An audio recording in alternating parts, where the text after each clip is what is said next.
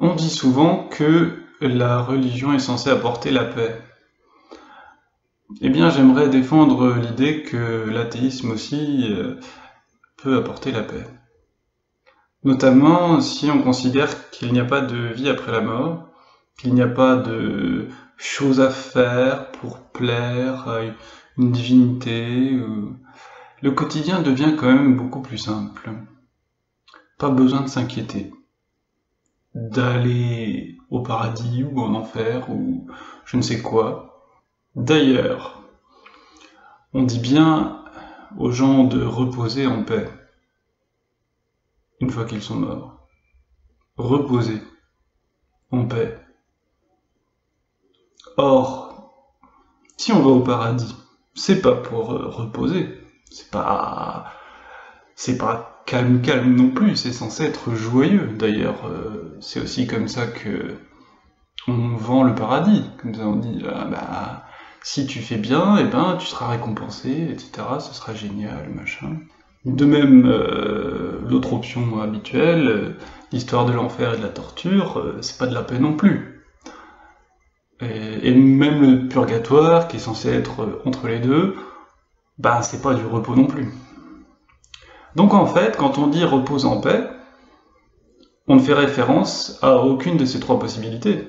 On fait plutôt référence à du rien, au fait qu'il n'y ait rien de particulier après la mort, et que justement on n'ait rien à faire. Il est intéressant de noter que certains croyants ne sont pas contents quand on leur dit qu'on pense qu'il n'y a rien. Qu'on voudrait échapper au jugement ou à quelque chose de cet ordre. Je dis pas que c'est tous les croyants qui sont comme ça, hein. Il y a des croyants qui sont tout à fait sympathiques. Mais pour ceux qui réagissent comme ça, je suis désolé de le dire, mais c'est de la malveillance en fait. C'est de désirer qu'on ait peur, qu'on soit comme ça, à se demander est-ce qu'on va être bien jugé, est-ce qu'on fait bien les choses, etc. Et puis vous voyez les deux poids, deux mesures. Si on a la paix avec la religion, alors ça va, mais si on a la paix dans l'absence d'une croyance en l'au-delà, à ce moment-là ça n'irait pas.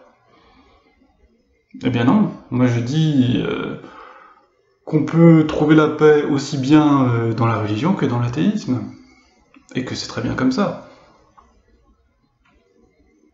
Quelle paix de se dire « Ah, je n'ai pas besoin de faire ceci ou cela », qu'il n'y a pas une chose à faire ou une autre. Et aussi, on se libère d'une angoisse assez importante, qui est de se demander quelles sont les choses qui vont plaire ou pas aux divinités.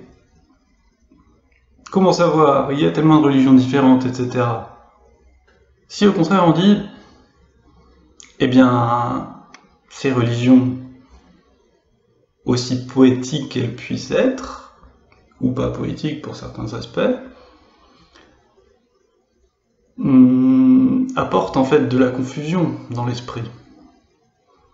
Alors que l'absence de vie après la mort, ça c'est simple, il n'y a rien à prévoir, il n'y a rien de spécial à faire, on va vivre notre vie avec des éléments qu'on a à notre connaissance par rapport à la vie terrestre, des choses qu'on sait, qu'on peut vérifier.